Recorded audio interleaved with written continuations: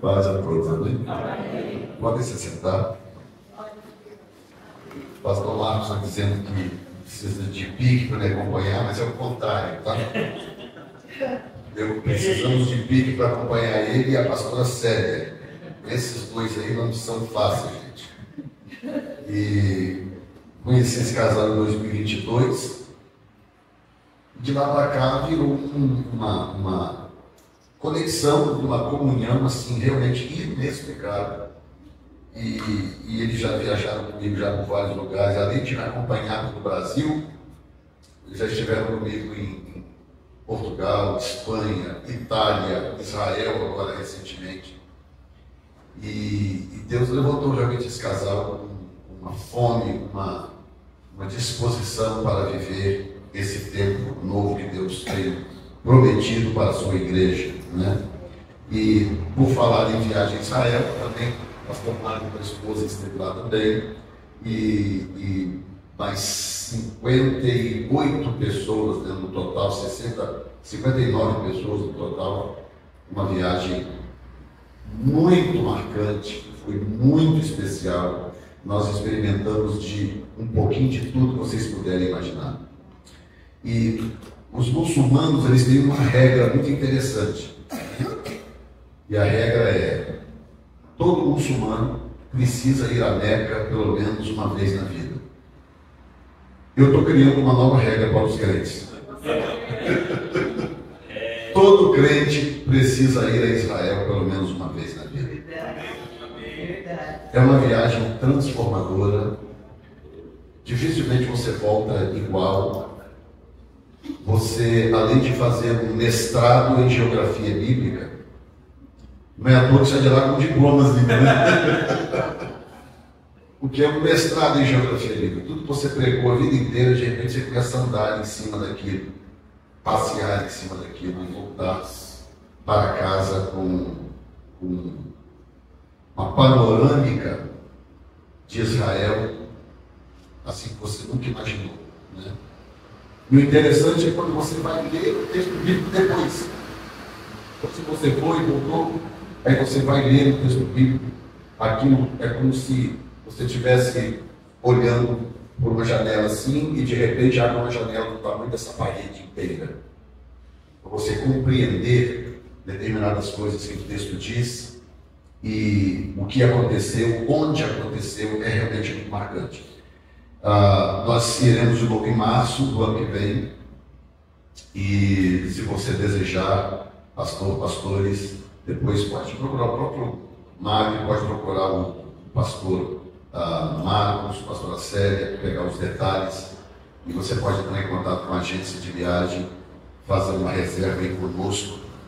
Dessa vez nós vamos também à Jordânia, vamos visitar alguns lugares que também ligados à Bíblia, né? Agora mesmo eu vou falar sobre a experiência de Josué, e quando Josué assume a liderança do povo, onde ele estava? Na Jordânia, né? Para poder cruzar o Rio Jordão e entrar na terra prometida e tomar a terra. Então, tudo ali é Bíblia, tudo é Bíblia. E quando você experimenta aquilo ali, realmente a sua vida é marcada profundamente. Eu quero agradecer o pastor, eu esqueci o nome do pastor, o presidente de você. Marque, é isso mesmo? É Marque. É mesmo? Vocês são irmãos, primos, o que é? Muito obrigado, querido, pelo convite. Eu acho que é a terceira vez que eu estou falando aqui, não é isso? Uma coisa assim nesse café. E para mim é uma honra. Falar para pastores, para mim é muito especial. Eu vou te explicar por quê. Há um tempo atrás, o Senhor me deu uma palavra dizendo para eu transmitir algo para a igreja. E quando ele me deu essa palavra, eu fiquei assim, mas por que eu, né? Eu tinha lá, não sei lá, uns 3 mil no Instagram me seguindo, tinha uns 20 e poucos lá no YouTube. Eu pensava, como assim, como eu vou fazer? Eu não tenho televisão, não tenho rádio, não tenho nada. Né? Eu vou transmitir isso, o senhor, eu pensando, né? E aí ele virou para mim e falou assim: isso não é problema seu. Faça o que eu estou te mandando e eu vou providenciar a plataforma. E de lá para cá, de 2021 para cá, começou a acontecer isso que está acontecendo aqui. Eu chegar nas cidades para pregar e tem lá um conselho de pastores reunidos. Começou em Vila Velha, no Espírito Santo. Foi onde, pela primeira vez, eu comecei a falar dessas coisas que o Senhor vinha me mostrando. E, para minha surpresa, numa terça-feira de manhã, tinha 250 pastores reunidos numa igreja, lá esperando para ouvir o que o Senhor tinha para falar. Isso, para mim, é transformador, porque qualquer tipo de transformação ou de avanço que Deus quiser fazer na igreja, precisa começar por nós, os pastores. Amém? Se Deus não nos alcançar, Ele não vai alcançar o rebanho, Ele não vai alcançar as ovelhas. E eu quero falar um pouquinho sobre isso. Eu quero ler em Josué, capítulo 1.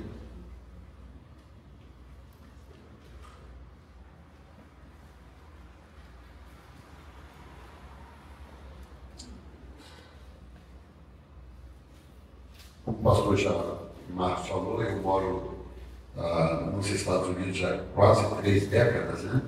26 anos, vou fazer agora. E fui para lá em 2001.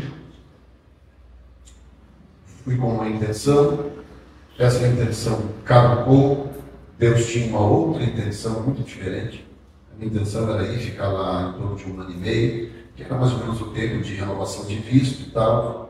A ideia era estudar inglês, estudar um pouco de teologia e voltar para a minha cidade onde eu morava e pastoreava já há 10 anos, que era Colatina, no Espírito Santo. E então a ideia era ir, ficar 6 meses, renovar para 6 meses e mais 6 meses, daí 1 ano e meio, aí eu voltaria para a minha cidade. E já fazem 26 anos. Por lá fui ficando, lá meus filhos cresceram, já tenho 2 netos americanos. E Deus mudou completamente aquilo que eu imaginava, como eu imaginava que seria essa trajetória. E é incrível quando o plano de Deus vai se revelando na sua vida aos poucos, em parcelas, né? Você já parou para pensar como é que seria se Deus chegasse para você e contasse todo o seu futuro de uma vez? Dissesse, olha, você, os seus próximos 30 anos vão ser assim, assim, assim, você vai passar por isso e por isso, você vai perder fulano, ciclano, você vai ganhar, você vai perder. Já imaginou a carga que seria, o peso que seria você viver sabendo absolutamente tudo que aconteceria à frente? Seria muito difícil. Então o que Deus faz? Ele vai fazendo em parcelas. Ele vai fazendo por etapas à medida em que nós suportamos a carga de entender aquilo que Ele quer fazer e como Ele deseja fazer. É por isso que a Bíblia diz que sem fé é o quê? Difícil, mais ou menos difícil. É o quê? Impossível agradar a Deus. Então eu tenho que crer nele. E nós, como líderes, somos os primeiros. Josué 1 diz, sucedeu, depois da morte de Moisés, servo do Senhor, que o Senhor falou a Josué, filho de Nun, servo de Moisés, dizendo, Moisés, teu servo é morto, levanta-te, pois agora, passa esse Jordão, tu e todo este povo, a terra que eu dou aos filhos de Israel. Todo lugar que pisar a planta do vosso pé, vou-lo tenho dado, como eu disse a Moisés. Versículo 9 diz, não te mandei eu, esforça-te, tem bom ânimo, não pasmes nem te espantes, porque o Senhor teu Deus é contigo por onde quer que andares. Então deu ordem Josué aos príncipes do povo, dizendo, passai pelo meio do arraial e ordenai ao povo, dizendo, provede-vos de comida, porque dentro de 3 dias passareis esse Jordão, para que tomeis posse da terra que vos dá o Senhor vosso Deus, para que a possuais. Senhor, fala aos nossos corações nesta manhã, nos encha de expectativas e nos prepare para o amanhã, nos prepare para o futuro ministerial de cada um de nós. Para a glória do teu santo nome, nós oramos. Amém. Então, eu estava meditando, né, quando o pastor falou que nós que estaríamos aqui hoje, nesta manhã, eu comecei a meditar um pouco em parte da minha história também, como que foi a minha trajetória ministerial até chegar aqui. E muito interessante porque eu comecei o meu ministério plantando igrejas, né? Eu trabalhei com um pastor, um homem de Deus, de muita oração, um homem muito sábio, mestre na palavra, e assim, pelo menos 90% do que eu sei hoje, eu aprendi com aquele homem de Deus, marcou muito a minha vida, fez meu casamento, consagrou os meus filhos ao Senhor, e morreu cedo, morreu com 52 anos de idade. Ele era diabético, não cuidava da diabetes, muito teimoso, e chegou um momento em que o pâncreas dele não aguentou e ele partiu para o Senhor com 52 anos de idade. Mas não antes de marcar a minha vida, não antes de marcar a vida de pelo menos umas 2 dezenas de outros pastores que hoje estão no ministério trabalhando, produzindo de alguma forma. E trabalhando com ele, ele era muito prático e severo em algumas coisas. E ele me chamou ainda adolescente, para você ter uma ideia, ele me ordenou a evangelista com 15 anos de idade. E foi um escândalo, na verdade, né, na época. E ninguém aceitava um negócio desse, um menino de 15 anos ordenado a evangelista. Evangelista da denominação de onde eu vim, evangelista é ministro. E ele me ordenou evangelista e tal, e comprou aquela briga. Não, rapaz, é um menino de Deus, é chamado, não sei o que. E com 20 anos de idade fui ordenado ao ministério pastoral. Com 20 anos de idade, ainda solteiro. Eu fui casado no ano seguinte com a minha atual esposa, quer dizer, minha única esposa, de 40 anos de casamento. Vou fazer agora o ano que vem, 40 anos de matrimônio. E ele me chamou um dia, que na época eu não entendia, né, por que ele agia daquela forma. E ele virou para mim e falou assim: ele já estava me discipulando há algum tempo, eu já estava casado, recém-casado, e ele chegou para mim e falou assim: você acredita na sua chamada? Eu falei: claro, pastor, que eu acredito. Eu já estava ordenado com ele já há algum tempo. Você acredita na sua chamada? Ele fez igual Jesus fez com Pedro lá. Tu me amas, né? Amo, Senhor. Você acredita mesmo na sua chamada? Eu falei: claro, pastor, eu acredito na minha chamada. Eu falei: então vem cá. Me pegou pela mão, me levou no fundo da igreja, falou: tá vendo aqueles 5 bancos lá? Estou vendo. Eu vou te dar aqueles 5 bancos, vou te dar 3 meses de aluguel, eu quero que você vá no bairro tal e prove que você é chamado. 3 meses depois, se você não conseguir bancar, você traz os bancos de volta.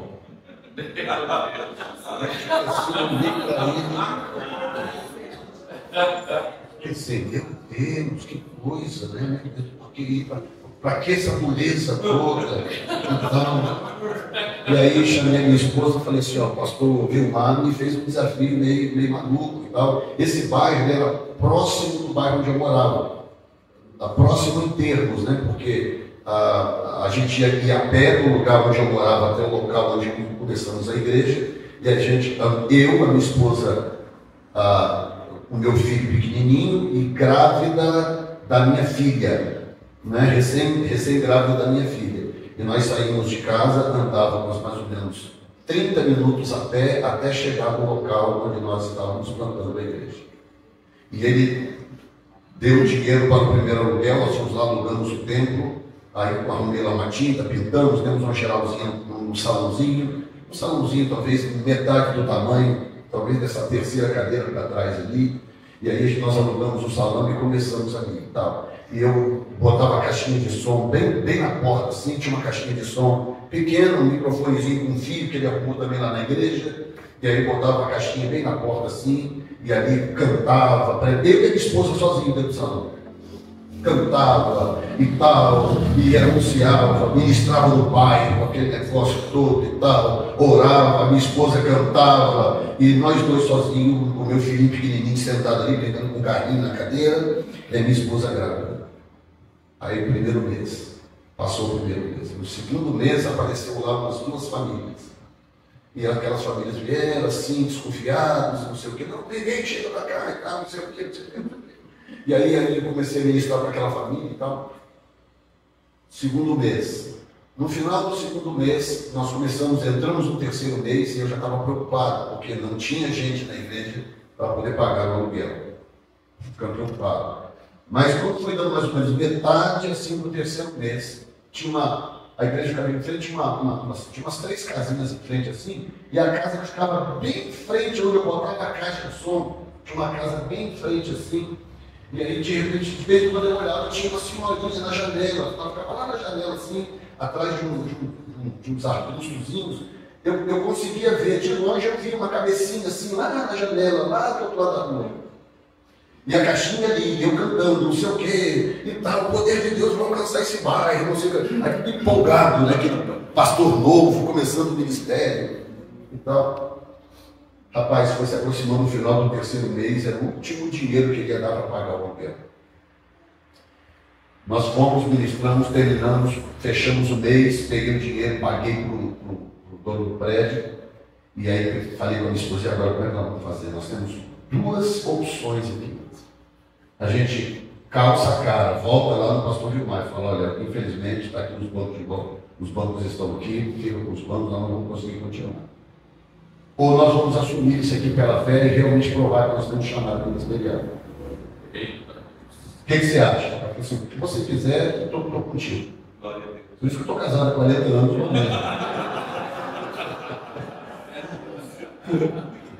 A resposta dela sempre foi assim.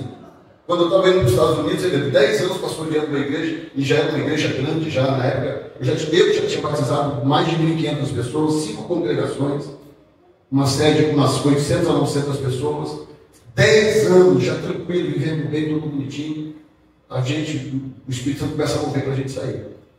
E eu lembro claramente o dia que eu falei para ela, eu falei, bem, eu preciso te falar uma coisa, não sei se você vai entender e tal, não sei o que, não sei o que. E aí quando eu fui falar, eu falei assim, eu já sei o que é. Você sabe dizer, Deus quer que a gente saia daqui, né? Deus vai levar a gente para algum lugar. Eu falei, sim, é verdade. É isso mesmo. O que você acha? Que Deus fala com você, eu estou contigo. Glória a Deus. E ela ainda usou o texto de Ruth. Falou, onde Deus te levar, estarei contigo. E nessa brincadeira já estamos lá para fazer 26 anos. E aí eu virei para ela e falei, o que você acha? Ela falou assim, o que você fizer, eu estou contigo. Aí o pastor ligou, né, na época, né? Aliás, nós conversamos ao vivo na igreja. Falou, e aí, como é que está lá? O terceiro mês não vou mandar mais dinheiro. Eu falei, não, pastor, pode ficar tranquilo, o trabalho lá vai continuar, está tudo certo. Fica descansado, o próximo aluguel já está garantido. Não tinha nada. Nada. Aí, rapaz, entramos no 4º mês. Quando chegou mais ou menos ali, segunda para a terceira semana, parece, por que Deus faz assim? O que Deus espera? Da porta apertada no pescoço. Terceira para a 4ª semana, a gente estava num culto lá, daí tinha lá, sei lá, umas 6 a 8 pessoas, não lembro agora. A gente está ali, entra tal irmãzinha lá, aquela irmãzinha vem entrando, uma senhorinha mesmo, sei lá, perto dos seus 80 ou mais, talvez, 80 anos no mínimo. Vem aquela senhorinha, pela primeira vez, 3 meses nós estávamos ali, a fazer 4 meses. Entra aquela senhorinha no templo, senta lá no último banco. E aí fizemos o culto, aquela coisa e tal. E vocês são pastores, sabe? Você vai plantar uma igreja, cada pessoa nova que entra na igreja, ele solta fogo. Terminou o culto e eu pensando, né? Falei, meu Deus, como que eu vou fazer para pagar esse culto? Porque uma coisa eu estava determinado, eu não voltaria lá com aqueles bancos para dizer que não deu certo. Isso eu estava determinado. Eu já estava me programando para outras coisas, né? Pensando como é que eu vou fazer e tal. Aí termina o culto, vem essa senhorinha e falou assim, pastor, posso falar com o senhor? Pode, minha filha. Sentei lá com ela nos bancos na frente, lá eu e minha esposa, e ela falou assim, quando o senhor começou esse trabalho aqui, começou a botar caixa de som aqui, pregar e cantar, eu comecei a ouvir do outro lado, eu falei, a turma está vindo uma igreja diferente e tal. Eu ficava de lá espiando e tal. Eu estou levando esse tempo todo para vir aqui, porque eu queria saber se isso era um oba-oba, se era uma coisa séria e tal. Eu estou vendo que o senhor está aqui, está ligando, já vai fazer 4 meses e tal. E eu queria contar para o senhor uma situação. E ela começou a contar a história dela. Eu sou membro da Assembleia de Deus, tal, a igreja estava em tal lugar, e era um bairro um pouco distante de onde ela estava. E eu já estou aqui com os meus X anos, acho que é 80 e um pouquinho, e eu não consigo ir, e eles meio que cansaram também de vir trazer a ceia para mim, e eu estou nisso aqui, pastor e tal, e eu estou sem congregar já tem um tempo, e aí Deus manda vocês aqui na porta da minha casa plantar essa igreja. E o tempo que eu estou sem congregar, pastor, o que eu estou fazendo? Eu estou guardando o dízimo numa bolsinha. Eu já comecei a gostar.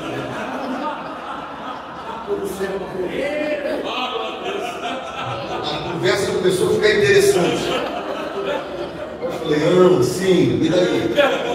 Não, pastor, e aí, como eu vi que Deus trouxe vocês para cá e tal, e eu estou ouvindo as mensagens, a pregação, eu queria saber se o senhor me aceitaria, se eu posso congregar com vocês aqui, e se eu poderia dar um dízimo atrasado que eu tenho em casa. Eu, claro!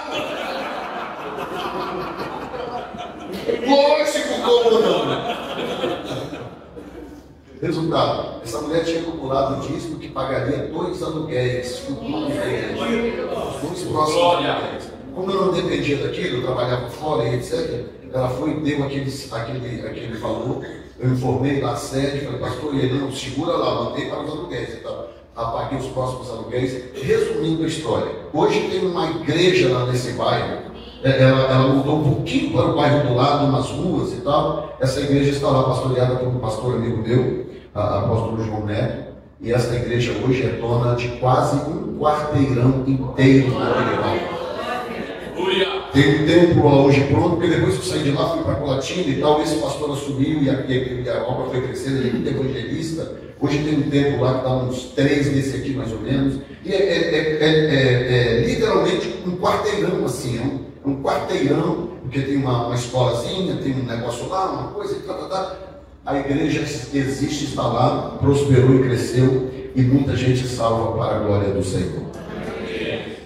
Essa história provavelmente seja a história de muitos de vocês aqui, né? História de plantar igreja, de abrir igreja, de crer num chamado. Agora, eu quero falar com você algo muito interessante que eu tenho queimado no meu coração, que é o que acontece, né? Eu até coloquei aqui um tema: não tenha medo de liderar em tempos de mudança, né? Eu tenho vocalizado muito um tempo de mudança do Senhor para a igreja, no Brasil e no mundo. E eu vou focar no Brasil, porque é o que nos interessa neste momento. Deus tem falado muito comigo sobre um tempo de mudança, né?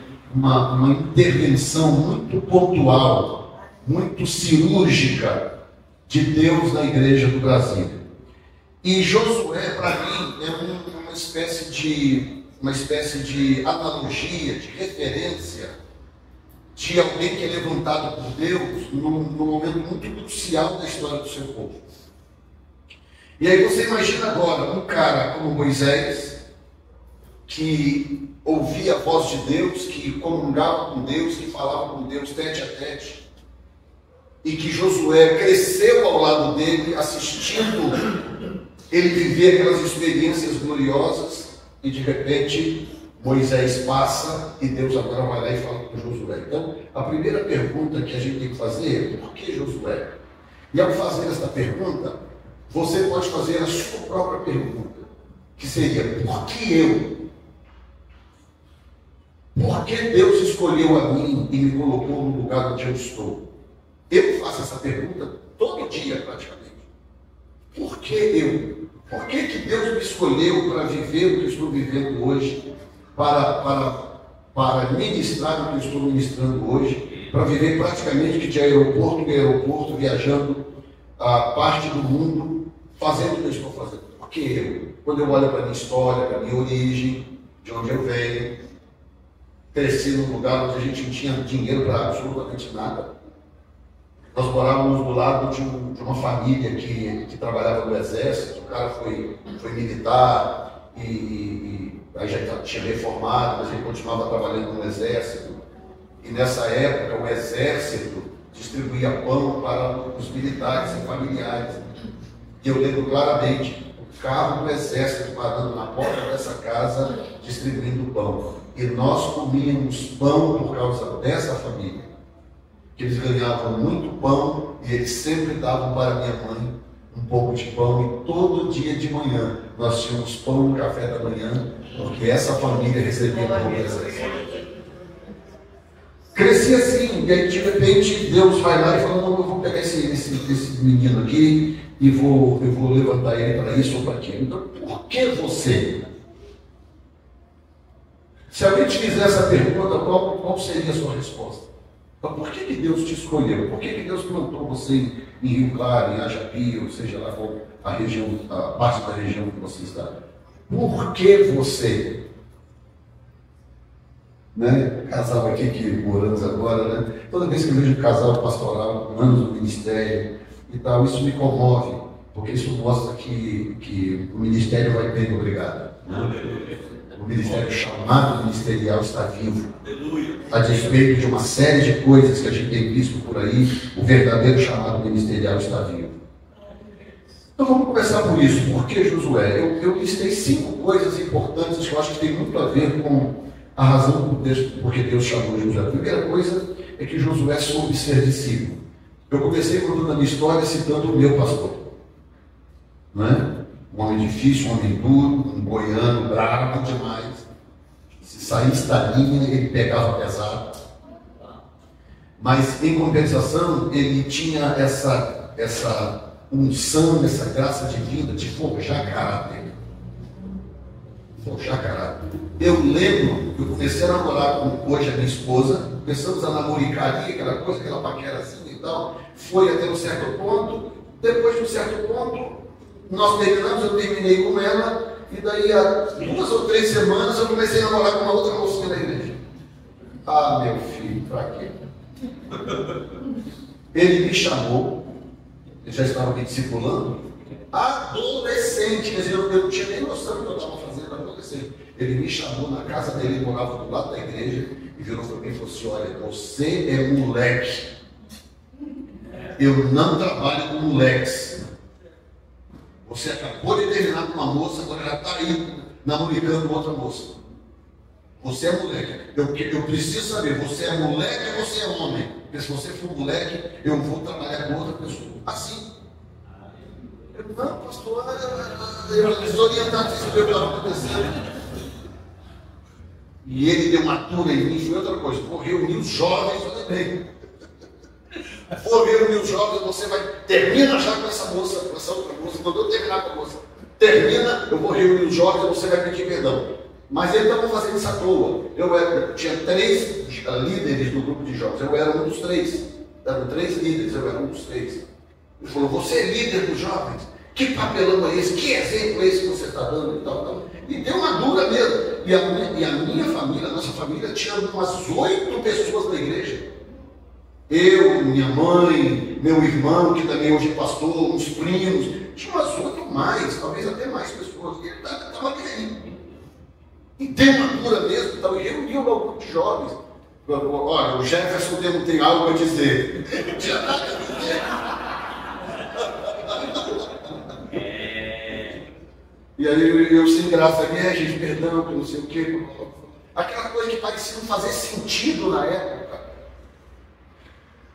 Que foi forjando em mim um caráter,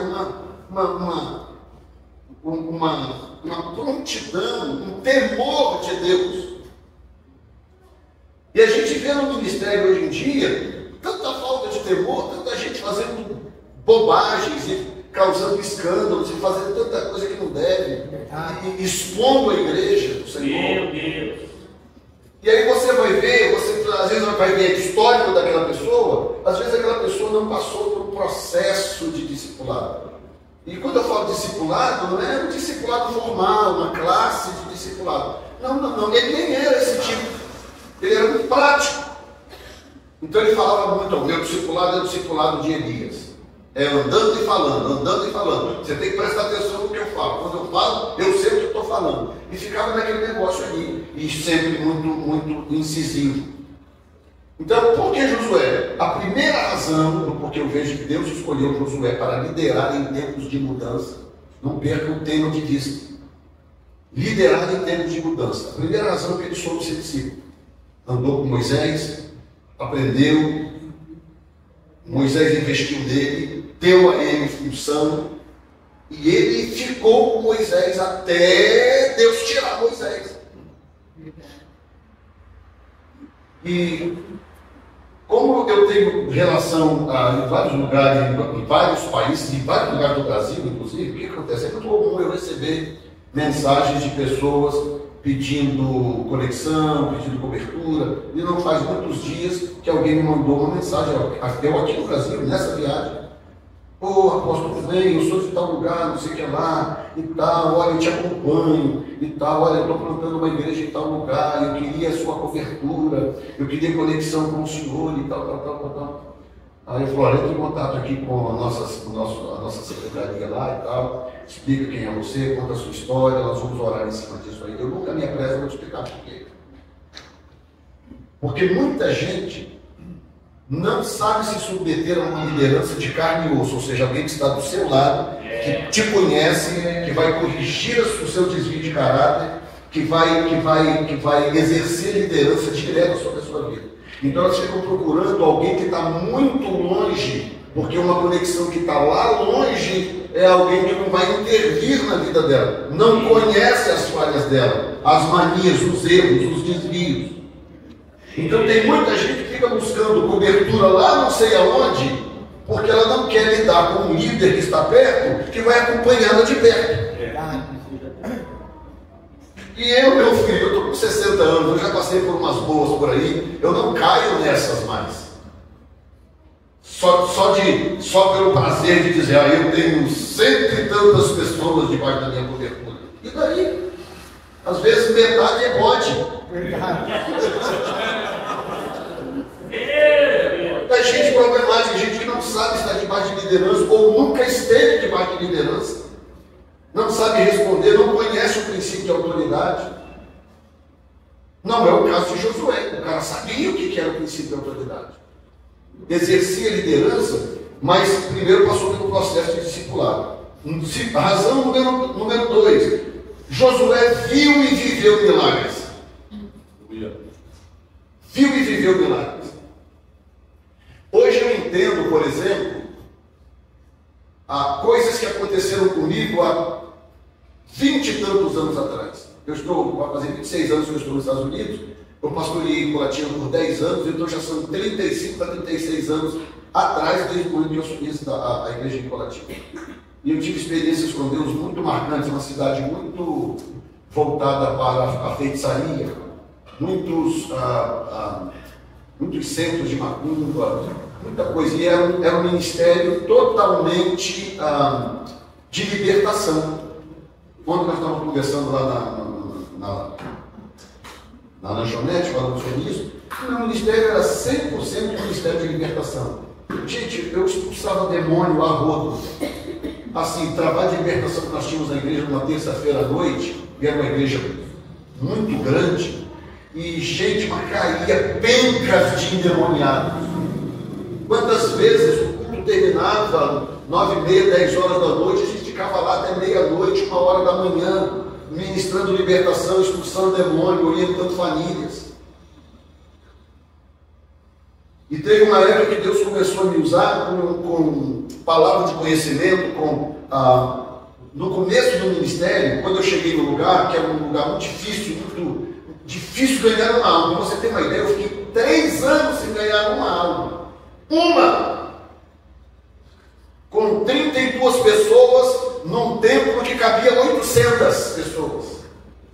Porque o templo já existia. E gente ia começar o culto pensando num desânimo, pastor. Você entrar num templo que cabe 800 pessoas e ter 30, quer dizer, tinha 32 membros, mas qual é a igreja que 100% dos membros vão ao culto? Então, meu filho, eu fazia culto num templo com 800 cadeiras, eu fazia culto para 15 pessoas, 20, 22, sentadinho ali nos primeiros bancos, e eu, sabe, cheio de ânimo, cheio de vigor, eu pregava, cantava, não sei o que, minha esposa fazia louvor. 3 anos nós não ganhamos uma alma sequer. Mas eu ia para os montes, orar, Senhor e tal, clamava. Eu nunca esqueço o dia que o Senhor me deu uma visão da cidade. Esse monte que eu orava, ele estava para ver o bairro, lá embaixo, assim. E um dia eu estava nesse lugar, um dia normal, orando, e de repente eu tive uma visão, e o Senhor me mostrou demônios. Parecia um morcego, mas era um demônio sobrevoando o bairro. E aí o Senhor falou comigo, olha, se você quiser romper aqui, você precisa orar nas matas, porque o principado aqui vem das matas. Deus falou comigo, se você orar nas matas, eu vou te entregar essa cidade. Ah, meu filho, comecei para as matas, eu comprei uma barraquinha, essas barraquinhas de acampar, e eu ia, me enfurnava nas matas fechadas, que eu abri no facão. Eu abri o lugar onde eu acampava, no facão. Abri, eu e o pastor Josué, que foi o meu discípulo lá, que foi inclusive meu co-pastor, íamos para esse lugar, montávamos a barraquinha lá, levávamos garrafas de água de coco, e lá ficávamos 3 dias, 4 dias, chegamos a ficar 21 dias, foi o máximo que ficamos. 7 dias no meio do mato lá, jejuando, orando e clamando a Deus. 3 anos depois, Deus começou a romper, a igreja começou a crescer.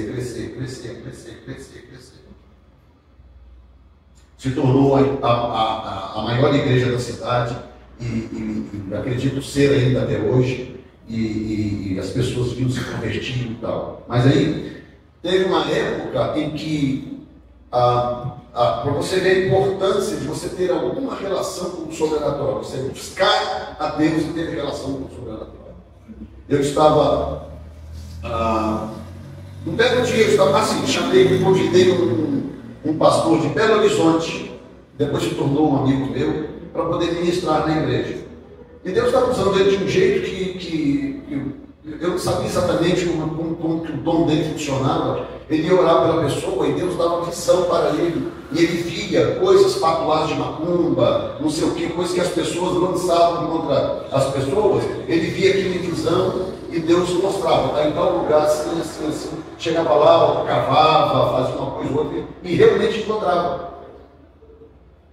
E aí ele veio orar, veio na igreja ministrar 3 dias e ministrou 3 dias. No final ele falou assim: eu vou orar por você, eu acho que Deus vai te dar esse dom, eu vou orar por você. Eu falei amém, e ele foi, ministrou sobre mim e tal, e foi embora. Daí a coisa de 2 ou 3 semanas eu comecei a ter experiências semelhantes. Eu ia orar nas casas, de repente Deus me dava uma visão, eu comecei a ver coisas enterradas no chão. Parecia um raio-x, eu via. Eu olhava assim e via debaixo do chão coisas enterradas, via na parede, via no colchão, no travesseiro.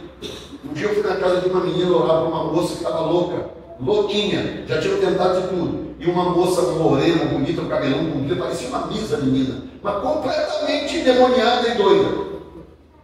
Foi na igreja, nos cultos de libertação, expulsava o demônio dela. Quando eles iam embora, eles tinham que atravessar uma ponte de um bairro para outro. Quando ela ia embora, ela cruzava a ponte, o demônio voltava. Aí no outro culto vinha de novo, expulsava o demônio, a mesma coisa. E aí chegou um ponto que teve um culto que eles vieram, eu ministrei libertação e orava, e eu tentando entender o que estava acontecendo. Foram embora. Quando eles estavam em cima da ponte, o demônio pegou ela e ela queria saltar do carro da ponte. E segura a menina daqui, segura dali. Aí o marido ligou para mim, ligou e falou assim: pastor, por favor, nos socorre, eu não aguento mais. Não tem como viver assim, pastor. Por favor, nos socorre. E eu falei: tá bom, vão para casa, controla ela, vai para casa e me espera lá que eu volto. Isso depois do culto, hein? Isso já era, sei lá, 11 da noite. Aí eu entrei de casa, me tranquei no quarto lá, falei: Senhor, o que adianta eu ir lá, eu vou expulsar esse demônio, ele vai voltar. O Senhor precisa me dar uma luz, me mostra o que está acontecendo. E é isso que eu estou orando, o Espírito Santo falou comigo: vá, leva o Josué. Josué é o nome do pastor. Vá, leve o Josué, mas não entre na casa. Espera no portão que eu vou falar contigo. Aí, meu filho, entrei no carro e fui. Cheguei lá, encostei, e eles dentro da casa, a menina endemoniada, andando por entre os móveis, e aquela gritaria e tal. Tinha uma família da igreja também, uma família que eu queria inteirinha para Jesus, estava lá também, porque era um conhecido deles. Nessa família tinha um cara que era muito profano. A família tinha se convertido, a mulher dele se converteu, mas ele ficava, sabe, atazanando a vida da mulher, não queria que ela fosse para a igreja. Então o nome dele é Elias. E ele estava lá também. E aí, um olhão grande assim, a menina endemoniada, xingava todo mundo, aquela coisa, chutava os móveis. Aí eu cheguei e parei no portão assim, fiquei parado ali no portão. Aí o pessoal lá de dentro: pastor, pode entrar, pode entrar. Calma, daqui a pouco eu entro. A palavra de Deus foi: vá, mas não entre na casa, espere que eu vou te orientar o que fazer. Aí eu e o Josué parados assim no portão, a casa do lado esquerdo assim, tinha um corredorzinho do lado direito. E eu parado ali, falei: Senhor, o que está pegando aqui, né? Aí o Senhor fala: está vendo esse pé de maracujá aqui? Eu falei: sim. Eu jogo um maracujá desse lá no fundo do quintal. Aí eu peguei um maracujá assim e joguei assim pelo portão. O maracujá foi lá rolando, bateu lá no muro e voltou. Aí ele falou assim: agora vá lá. Aí quando eu entrei, tinha um maracujá aqui e uma árvore assim. Aí Deus falou comigo: mede a distância desse maracujá para essa árvore. A distância que der, você mede para o lado contrário da árvore. Aí eu medi. Nisso o pessoal começou a sair da casa. Ficou lá um grupo, uns lados vigiando a menina, e foi saindo do lado de fora, inclusive o Elias. Aí eu fui medir da árvore para lá, a mesma distância, e o Senhor falou: marca aqui e manda cavar, mas não cabe em você, manda cavar. Aí eu marquei. Quem que eu mandei cavar? Elias.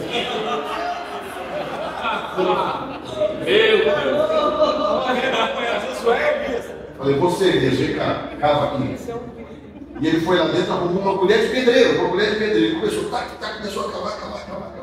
De repente começou a bater um negócio no toque. Aí eu afastei, porque quem tem dons parecidos com o que eu estou descrevendo, tem que tomar todos os cuidados possíveis para não ser chamado de charlatão, né? Eu fui e afastei, falei: vai cavando em volta aí com cuidado. E eu fui cavando, encontramos um pedaço de braço de uma pessoa enterrado no fundo do quintal. Aí ele, não fui eu, ele enfiou a colher de pedreiro de baixo assim e foi levantando o buraco. Sim, quando ele estava cavando ainda, o demônio da menina lá dentro gritava: vocês estão perdendo tempo, porque eu já tirei daí. Lá na casa. Não adianta cavar, eu já tirei daí. Continua cavando. Aí achou um pedaço do braço, daqui para cá assim. Aí quando ele foi levantando do sul, que tirou do buraco, eu nem na casa entrei. Eu não entrei na casa. Quando ele tirou aquilo do buraco, ela foi liberta lá na sala. E nunca mais ficou possessa. Foi liberta. Experiências sobrenaturais te marcam. Então, por que Deus escolheu Josué para aquela tarefa? Então, número 1, ele soube ser discípulo. Número 2, ele viu e viveu milagres. Então, quem vê e vive milagres diversos, milagres de provisão, milagres de salvação, milagres de interferência sobrenatural de Deus, isso, daquilo, milagres de cura, milagres de qualquer milagre. Essas coisas te marcam, elas é como aquela marca de ferro quente, que é a expressão de Paulo, né, nos evangelhos. Ele usava muito essa expressão estigma. A palavra estigma quer dizer marca, marcado com ferro quente. Quando ele fala Paulo, duros de Jesus Cristo, escravo de Jesus, ele está usando, ou seja, o cara que tinha marcas profundas. Como que ele se converteu? Tendo uma visão a olho nu do Senhor, a ponto de ficar cego. Terceiro lugar, ele entendia de deserto. Se Deus colocar determinadas pessoas em momentos de transição para liderar, se essa pessoa não tivesse passado por uma experiência de deserto, uma experiência real de deserto, essa pessoa não saberá o que fazer em momentos cruciais, onde ela precisa tomar decisões, onde ela precisa aprender a viver com o necessário, às vezes com falta de alguma coisa, porque num período de transição Deus precisa ter em você um espírito obediente, um espírito dócil, paciência, sem perder a esperança. Então Josué sabia o que era deserto. 40 anos no deserto, meu filho. Você acha que mais um pouquinho aqui de deserto, aqui e acolá, ia assustar o cara? Há momentos na história do povo de Deus em que Deus não pode levantar líderes Nutella para fazer um rebanho. Meu Pai do céu. Sabe aqueles líderes não me toques, né? Qualquer coisinha fica de biquinho, fica de não sei o que e tal. Aliás, parabéns, porque eu vou dizer para vocês, acho que eu já falei isso aqui da vez passada, não é em todo lugar que você encontra a liderança da igreja de uma região coesa, unida, como eu tenho visto aqui em Rio Claro. Desde a primeira vez que eu ministrei desse conselho. Parabéns. Isso significa que vocês não são líderes mimimi, cheios de mimimizinho, mimizentos, né, como a gente costuma dizer lá no Espírito Santo. Gente com experiência de deserto. Que inclusive o deserto gera milagres, sim ou não? Sim. O deserto gera milagres. A gente experimenta. Meu filho, que hoje é pastor, vai fazer agora 36 anos, dia 25 de maio desse mês, eu chego a tempo lá, graças a Deus. Meu filho, pequenininho, com 6, 7 anos, por aí, eu tinha aberto mão do meu salário, a gente estava construindo o templo, renovando o templo, e para dar um exemplo, eu abri mão do meu salário. Eu vou abrir mão do meu salário por 3 meses. Depois cada um faz o seu sacrifício aí para fazer o meu. Mas eu fiz meio que sem pensar, tinha 2 crianças em casa, tomava leite o tempo todo, não sei o quê. Como é que chamava aquele negócio, meu Deus, Neston, lembra do negócio que chamava Neston? Neston, não podia faltar Neston em casa. E eu fiz meio que sem pensar, aquela coisa que a gente faz no curso pela fé. E, olha, todo ano 3 meses de salário. Eu vivia como eu não sabia, numa cidade diferente, que não era a minha cidade. E aí, rapaz, quando vai terminando o primeiro mês, acaba o leite em pó, acaba o Neston, acaba isso, acaba aquilo. E aquele negócio, a gente foi, só que Deus começou a fazer milagres. Um dia eu estou tranquilo na minha casa lá, bate na porta, eu abro a porta, era um caminhão de um supermercado que tinha na cidade lá. Falei, pois não, vem trazer as compras do senhor Jefferson. Eu falei, não fiz compra nenhuma não. Não, o senhor precisa aqui, o senhor é Jefferson, sou. Tá aqui, o endereço aqui é esse? É. Então, tem compra para entregar aqui. Ele falou, olha, o seu endereço é esse, eu sou esse, mas eu não fiz compra nenhuma. Ele falou, se o senhor fez compra ou não fez, eu não sei. Está pago, está no seu nome e o endereço é esse.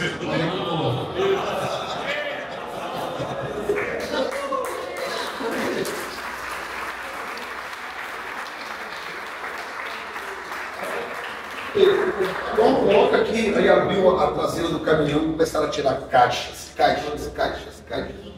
Empilhar assim, caixas e caixas e caixas. Gente, eu lembro, olha como que coisas simples te marcam. Eu lembro que nós tínhamos um armário assim na copa, né, a cozinha daqui, do outro lado da copa, que a parede era maior, eles fizeram os armários assim de fora a fora. Irmão, eu abria os armários, tinha 8, 10 latas de mucilon e de leite.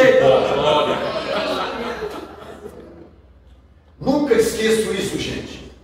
Aquilo me marcou profundamente porque era Deus cuidando da gente. Mas é isso que interessa. Um dia acabou o gás. Aí, meu filho, aguenta peão agora. Acabou o gás. Eu lembro direitinho, eu estava na sala, rapaz, fazendo um devocional. A minha esposa, perdão, eu estava no quarto, ela levantava muito cedo, eu ainda no quarto. Ela vai abrir a porta e fala assim, olha, eu preciso falar uma coisa, o que foi? Acabou o gás. Eu não tenho como fazer a mamadeira dos meninos, as crianças. Falei, ok, acabou o gás, ok. Falei, então faz o seguinte, me dá uns minutos. Levantei, fui lá, lavei o rosto, fui para a sala, sentei na presença de Deus, assim, acabou o gás, e agora? Como é que vai ser? O senhor vai mandar alguém aqui em casa? O senhor quer que eu vá lá e peça fiado? Sentado assim, orando na minha sala. E aí, Senhor, acabou o gás, acabou o gás, acabou o gás. Nada, nenhuma resposta de Deus. E o tempo passando. A minha esposa vinha abrir a porta e aí. As crianças estão começando a pedir mamadeira e tal. Um minutinho, calma, tá vindo gás.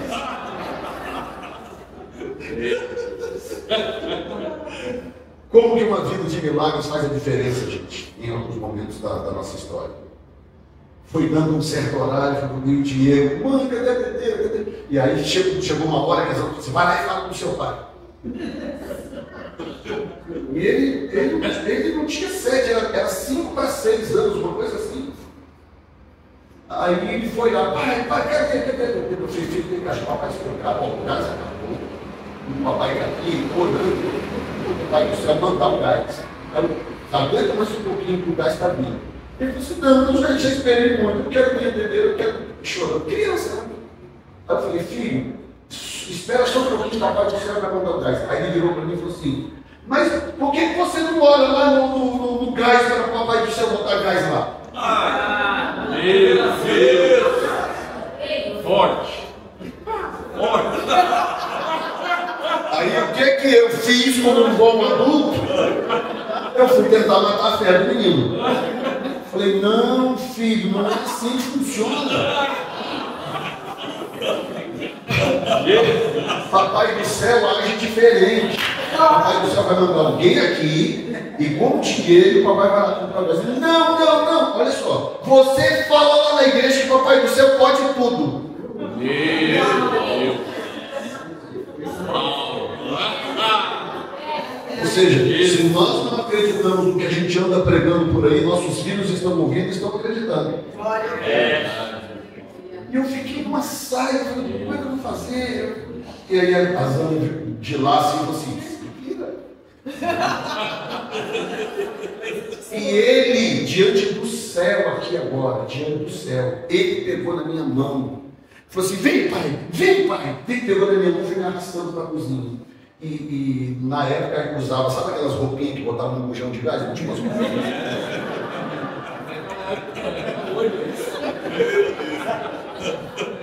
Um bujãozinho vestido com aquela sainha assim. E aí ele veio e falou, vai pai, bora aí pai, bora pro papai do céu botar aí. Aí eu falei, filho, meu papai, não pai. E eu tentando insistir. Ele largou da minha mão. Foi lá, amassou a botijinha e falou, papai do céu, papai disse que o senhor pode tudo, eu quero a minha bebedeira, põe gás aqui dentro. Meu Deus! Jesus amado! Terminou de orar, falou, vai pai, acende, Eita fé! E eu falei, Deus, porque eu pensava o seguinte, meu Deus, eu vou riscar, não vai acender, o que eu vou dizer para esse menino? Eu pensando agora, o que eu ia dizer para ele quando não acendesse? Aí ele foi me riscar o palito, virou. Para vocês terem uma ideia, o João já estava de a cabeça para baixo.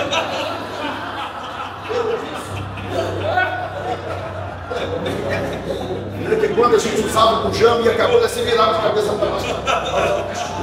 O João já estava de cabeça para baixo. Então, assim, sem chance de ser engano que eu vou te dizer agora. Aí eu falei, tá bom, filho, olha, mas se não acender. Aí eu disse que o palito foi lá, coloquei e tal, e foi, o palito foi queimando até chegar no dedo. Aí eu falei, filho, tá vendo? Não, você não me esperou, vai de novo. Meu Deus!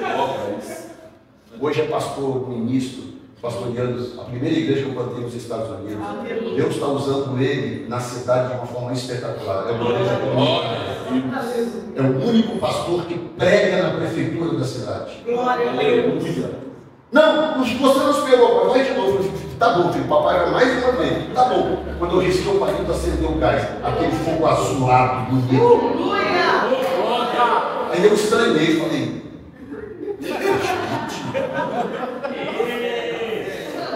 Aí eu peguei o bujão, leve igual uma pena. Virei o bujão de cabeça para cima. O fogo continuou aceso. Aí eu virei para minha esposa, falei assim, corre, faz um mingau.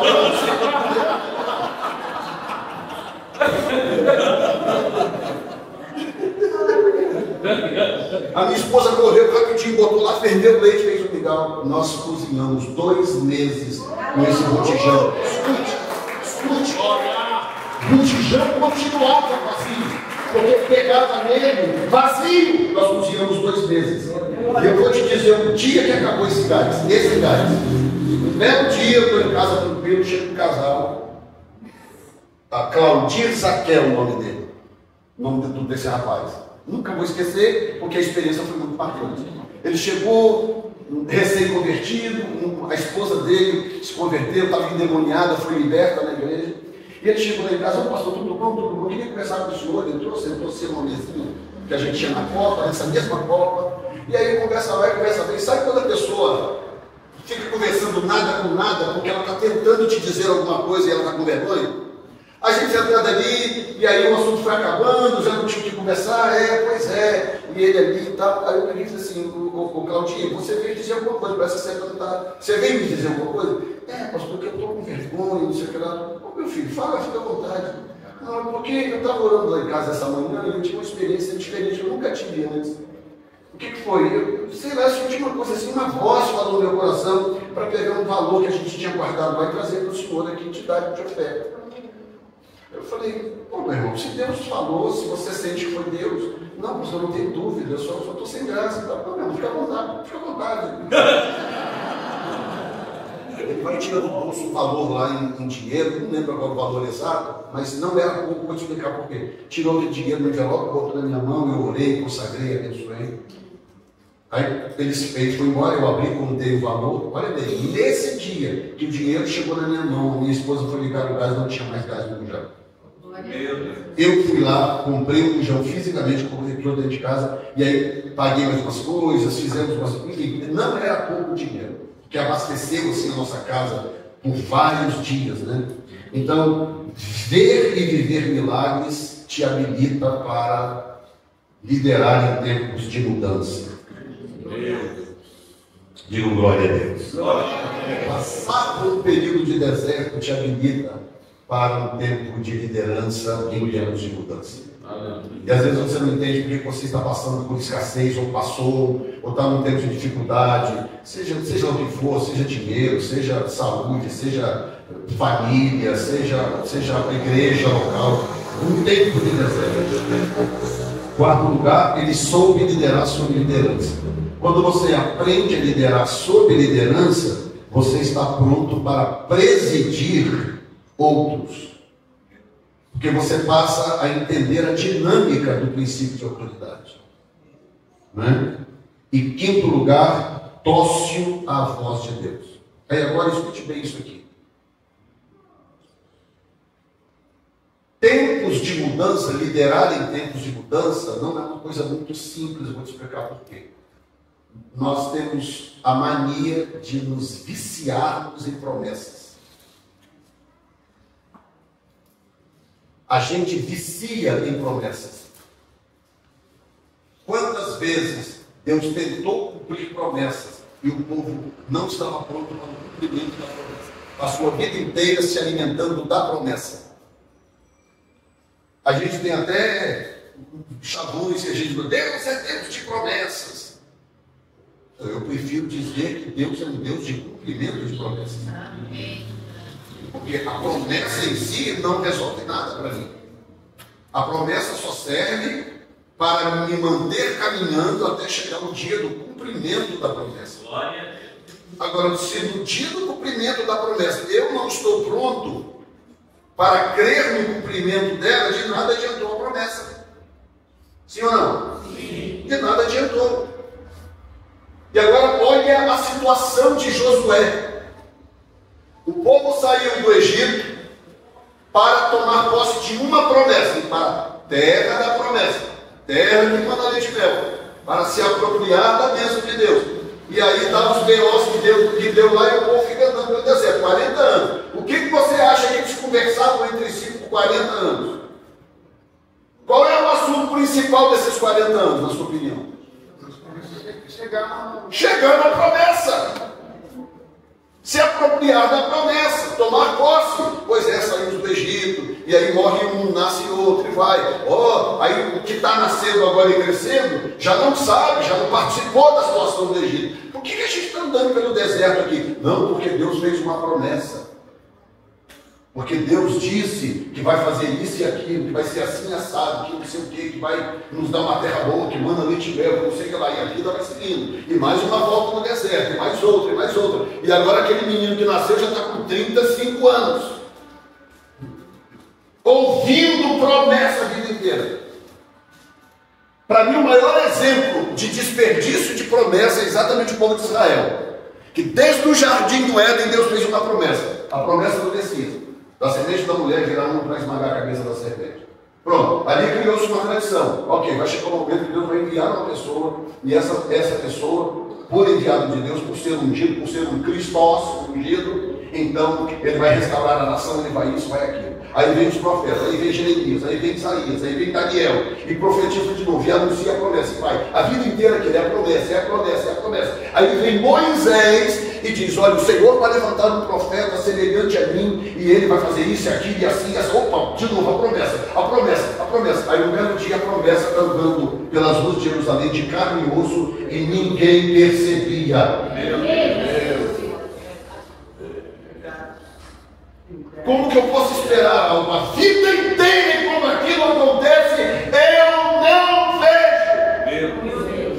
Como?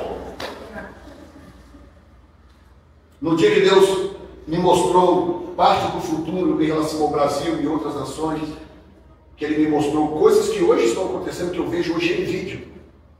Cenas que eu vi em telas de cidades sendo tomadas por passeatas, por marcha, estava falando aqui da marcha, e avivamento em praça pública, coisa que eu vi em visão em 2020, que hoje você abre o Instagram, está lá, a mover de Deus na Polônia, mover de Deus na Espanha, mover de Deus na Holanda, mover de Deus no Reino Unido, mover de Deus na UFMG, mover de Deus na Universidade de Brasília, coisa que hoje estão em vídeo. Eu vi em visão há 5 anos atrás, aquilo parecia tão impossível, porque Deus, escute bem o que eu vou te falar, quando Deus faz uma promessa, por mais mirabolante que seja, Ele não leva em conta as circunstâncias. Essa é a dificuldade que nós temos de lidar com Deus, porque as circunstâncias para nós são muito importantes, para Deus é como se elas não existissem. Então, quando Deus diz, eu vou sacudir o Brasil com a minha glória, Ele não está nem aí para STF, para Lula, para Bolsonaro, para fulano de tal, para isso, para aquilo, para desvio do INSS, Ele não está nem aí. Ele vai fazer acontecer, porque Ele é Deus.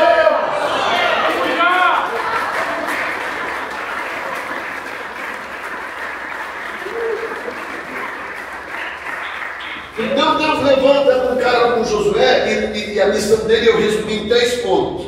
Número 1, transicionar de uma geração para outra. Não é fácil. Quando Deus falou comigo da pandemia, antes da pandemia, registrado em vídeo inclusive, Deus falou comigo, está vindo uma pandemia, vai ser assim, assim, assim, assim. Muitos vão dizer muita coisa, mas sou eu que vou fazer. Eu vou mandar essa pandemia, eu vou permitir a pandemia. Eu vou trancar a minha igreja dentro de suas casas. Vou tratar com todas as famílias, eu diretamente, sem intervenção de ninguém.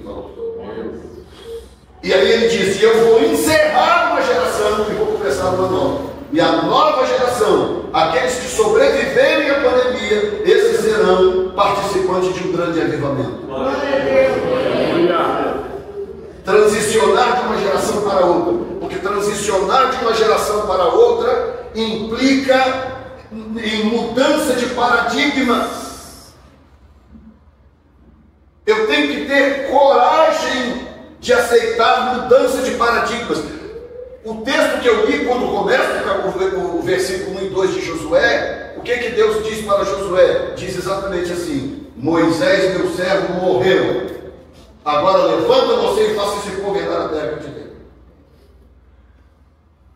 Ou seja, quantas vezes que a gente está apegado a coisas que já morreram, coisas que já não funcionam mais, coisas que já não estão mais no arcabouço divino, seja pessoa, seja liderança, seja o que for, coisas que já foram, já caducaram, pessoas que brincaram com Deus, pessoas que jogaram fora seus ministérios, e a gente está preso àquelas coisinhas. Aí Deus vira para ele e fala assim: Moisés já morreu, meu filho, tipo, esquece.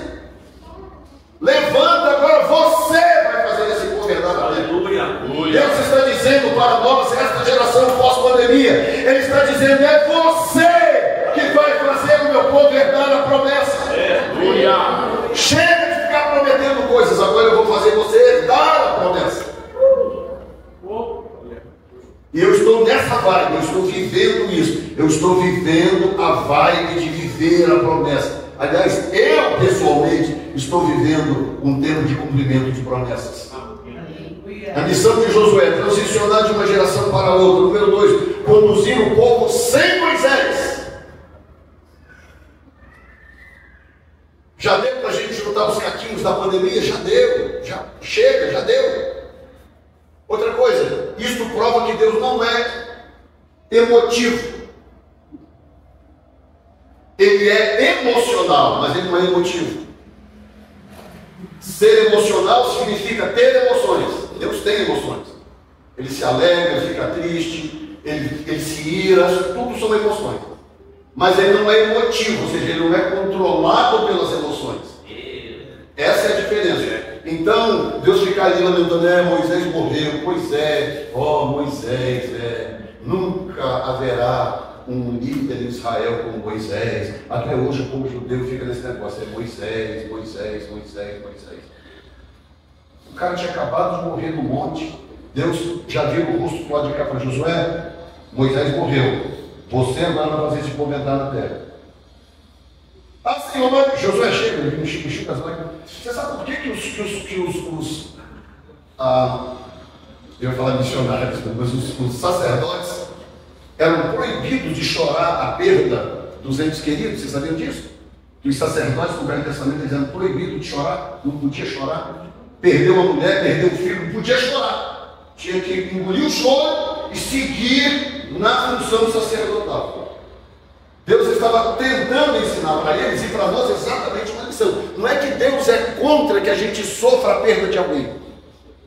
E no Velho Testamento isso tinha uma razão muito clara. Hoje nós estamos na graça, a situação mudou consideravelmente. Mas a gente tira um princípio desse, o fato de que Deus tem emoções, mas Deus não é emotivo. Deus não se deixa controlar pelas suas emoções. Então ele queria ensinar para os sacerdotes: vocês ministram diante de mim, vocês ministram diante do povo. Eu não quero vocês irem com choradeira, com mimimi aí, um mês, não sei o que lá, 2 meses, aquela choradeira, aquela coisa. Não. Engole o choro, vai ministrar, eu curo você, eu te restauro, eu te mantenho, eu te sustento. Aleluia! Glória! Lembra quando os filhos de Arão morreram? Foram oferecer fogo estranho lá e morreram? Lembra? E aí estava aquela coisa, aquele choque, meu Deus, o apavoramento. Aí vem Josué e fala, vem Moisés e fala: mano, lembra? Nada de choro. Engole o choro. Por quê? Porque naquele mesmo dia já tinha sacrifício para fazer. Sacrifício de manhã e à tarde. Sacrifício. No dia seguinte também. Você está me entendendo? Em terceiro lugar, primeiro transicionar de uma geração para outra. Nós que sobrevivemos, nós somos essa arma divina, esse recurso divino. Nós somos os transicionadores, nós transicionamos, estamos transicionando a igreja de uma realidade para outra. Segundo lugar, conduzir o povo sem Moisés. A gente tem que fazer isso. Quando o meu pastor morreu, meu Deus, parece que foi um luto sem fim. Eu ficava pensando, meu Deus, como é que eu vou fazer agora quando eu precisar, quando eu tiver uma dúvida, quando eu ficava naquela, o meu pastor morreu. Parecia que a vida ia acabar. Sofri, foi difícil, mas até descobrir que a vida não acabou, que Deus continuava no mesmo lugar, toda vez que eu precisava de alguma coisa, lá estava o Espírito Santo para me dirigir, para me guiar. Aleluia! Em terceiro lugar, que é a missão de Josué em 3 pontos: materializar a promessa. Você tem consciência de que nós, os líderes de hoje, nós somos os líderes que vão materializar a promessa de um grande avivamento no Brasil? Aleluia! Profecia citada por Benny Hinn, por Billy Graham, por Mike Murdock e outros homens de Deus de grande envergadura que profetizaram que o Brasil passaria por um avivamento e seria um celeiro missionário para o mundo inteiro. A gente conhece essas promessas? Conhece, mas a hora de cumprir é que é o desafio, e a hora de cumprir é agora. A hora de cumprir é agora. Nós não vamos lançar isso no ombro de alguém no futuro. O Brasil um dia o Brasil, não, Deus disse que um dia. Até chegar o dia que Deus vira para Moisés e fala assim: Moisés morreu, meu filho, agora é você que vai fazer esse povo herdar a terra. Você vai fazer esse povo herdar a terra. Aí agora ele tem que aprender a trocar a roda do carro com o carro andando. Porque ele aprendeu a liderar sob liderança. Até então ele não tinha aprendido a presidir. Ele vai aprender agora a presidir andando com o carro e consertando os parafusos. Isso é maravilhoso, porque Deus faz isso para manter a nossa dependência. Você tem consciência de que nós estamos vivendo, na minha opinião, nos meus 44 anos de ministério, o tempo mais glorioso da igreja no Brasil? Esse é o tempo mais glorioso da igreja no Brasil. Já começou, muitos já estão nadando de braçada, outros estão dormindo, outros estão cochilando, outros estão duvidando. Mas está vindo aí um tempo de salvação em massa. E olha como que Deus é incrível. Deus está avisando para nós agora. Meu Deus. Para a gente não perder a colheita. Nós passamos a vida inteira orando para a igreja crescer, para isso e para aquilo. Eu vou te perguntar algo, responda com sinceridade para você mesmo. Se Deus mandar da noite para o dia 200 pessoas na sua igreja, o que você vai fazer? Você tem estrutura para discipulá-las? Você tem estrutura para batizá-las? Você tem estrutura para acompanhar essas famílias? Para aconselhar casais? Para ajudar casais que estão se separando? Você tem estrutura para socorrer 200 famílias novas? Se a sua resposta é não, aí está a prova do porquê que Deus está retardando mais um pouco. Não é porque não chegou a hora de fazer, é porque nós estamos dormindo.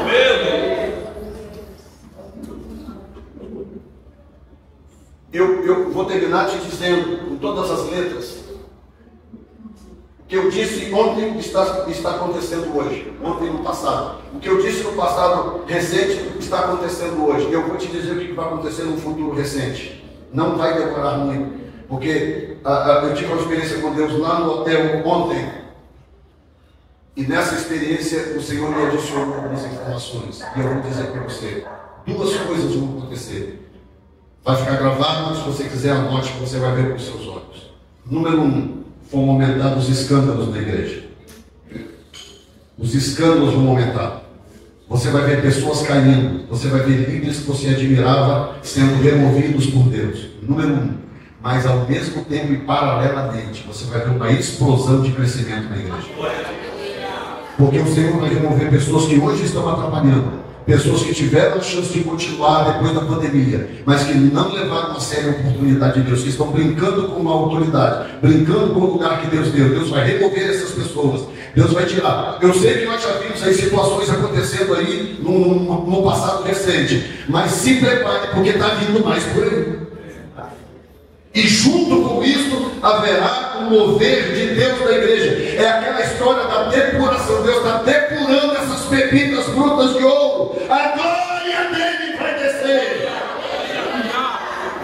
E ele está levantando profetas em vários lugares do mundo para pré-anunciar, para dizer: se preparem, porque o que está vindo aí é grande demais. Esta é a palavra que ecoa no meu coração até hoje, que eu, com temor eu digo, que eu ouvi dos lábios do próprio Senhor, dizer: vai e diga para os meus se prepararem, porque o que está vindo aí é grande demais. Eu não vou ser pego com a calça na mão, eu não vou ser pego desprevenido. Eu, Jefferson Neto, não serei pego desprevenido, depois de tantos avisos de Deus. E eu te digo, eu estou mais entusiasmado do que nunca. Nos meus 40 e poucos anos de ministério, nunca estive tão entusiasmado quanto hoje. Quando eu tinha aí meus 20, meus 30 anos, aí muito mais energia, muito mais saúde, eu não estava com o entusiasmo que eu tenho hoje aos 60. Porque eu entendi, chegou a hora de cumprir a promessa. Ele me permitiu entender, me permitiu ver. Eu estou alegre, estou entusiasmado. Eu quero viajar o máximo que eu puder, eu quero pregar o máximo que eu puder. Eu quero ativar o máximo possível de pessoas. Igrejas para a glória do Senhor. Você está me ouvindo nesta noite? de pé por um momento.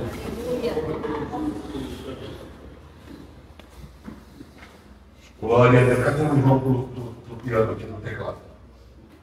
Aí. Aleluia. Deixa Deus te usar para a unção dobrada.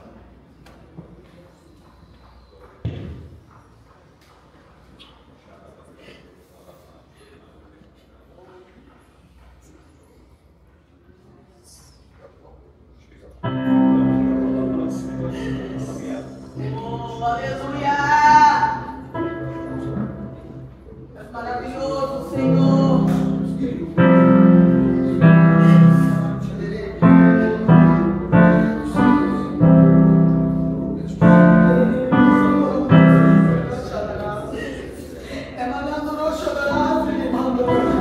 Deus meu.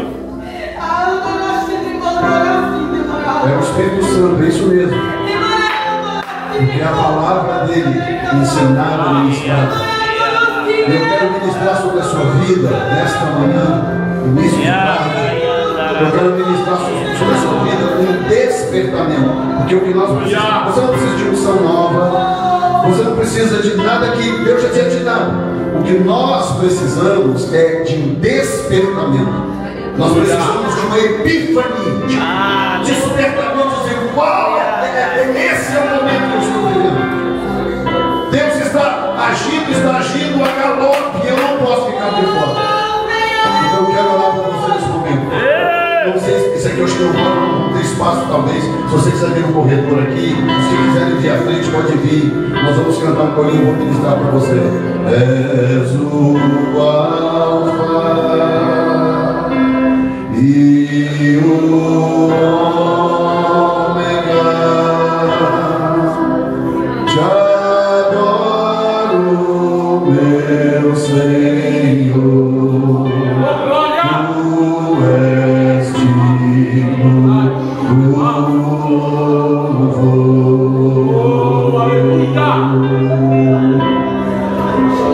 És o Alfa e o Ômega, te adoro, meu Senhor. Tu és digno do louvor. Tá dentro do pessoal.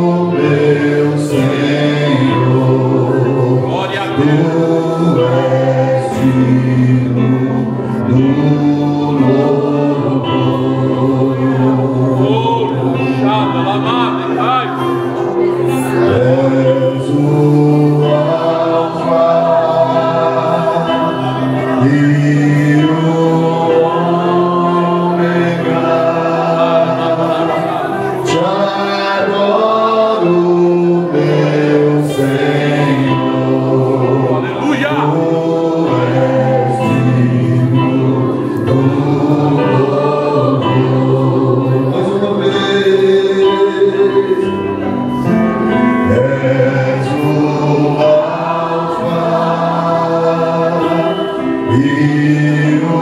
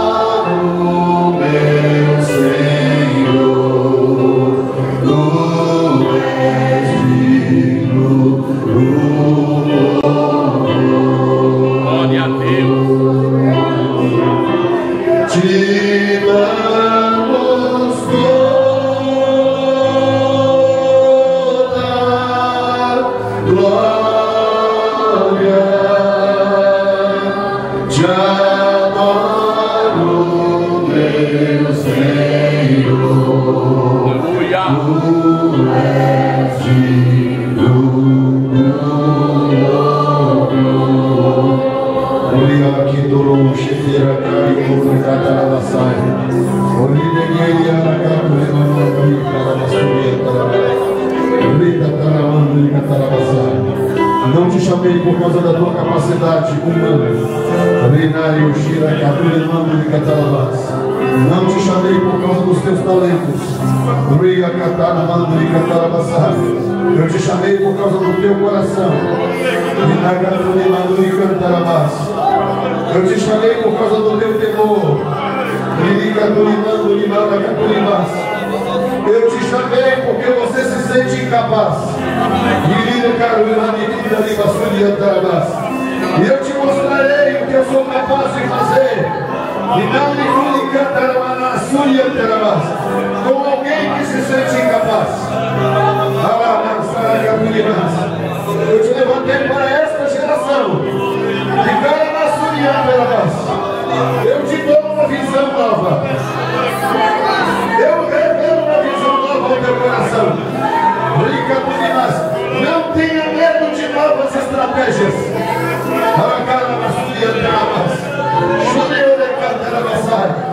Eis que ativo eis que ativo uma autoridade nova no teu coração. Seja tomado por esta autoridade, uma unção que vai permear os teus ossos, que vai encher a tua casa com a minha presença.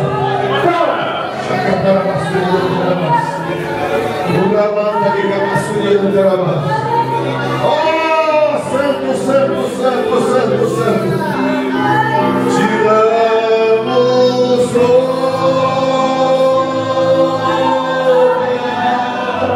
glória,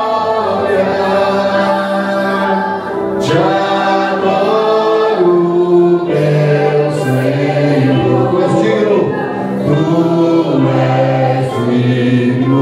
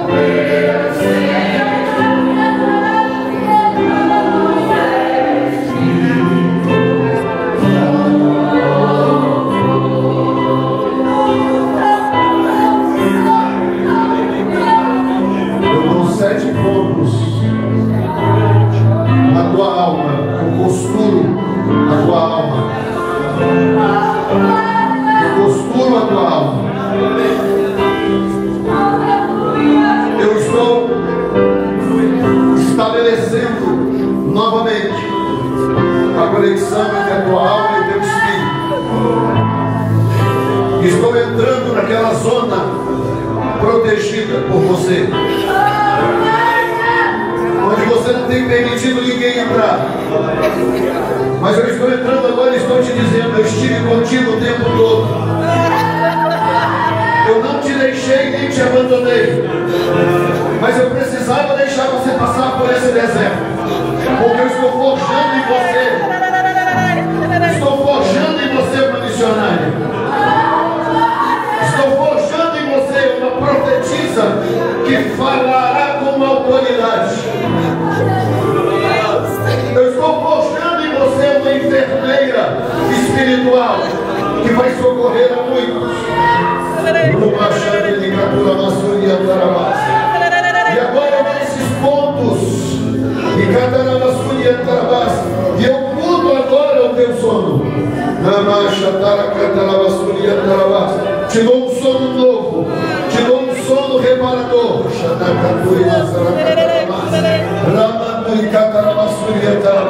E eu removo toda preocupação com o dia de amanhã, toda preocupação de como será o futuro. Eu removo no teu coração, porque tu confiarás em mim como nunca confiaste até hoje.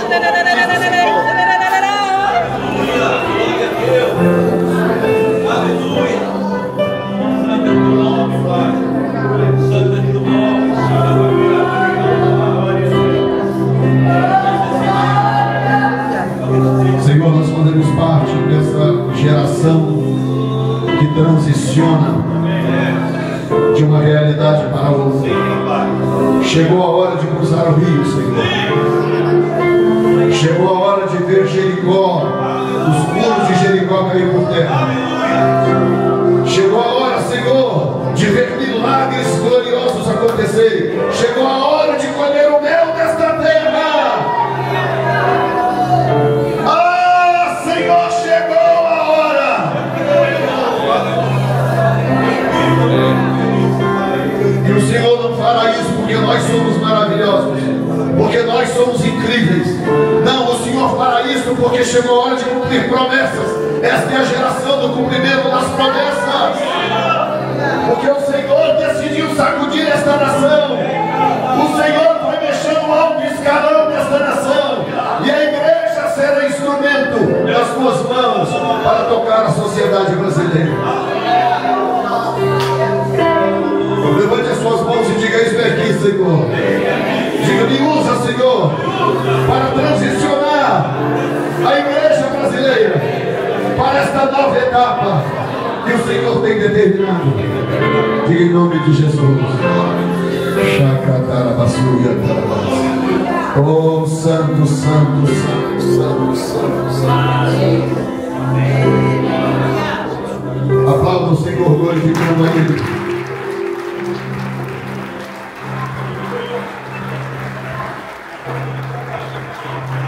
Eu trago um abraço da New Time Church, uma igrejinha nova, pequena, está sendo plantada lá na cidade de Framingham, na Grande Boston, nos Estados Unidos.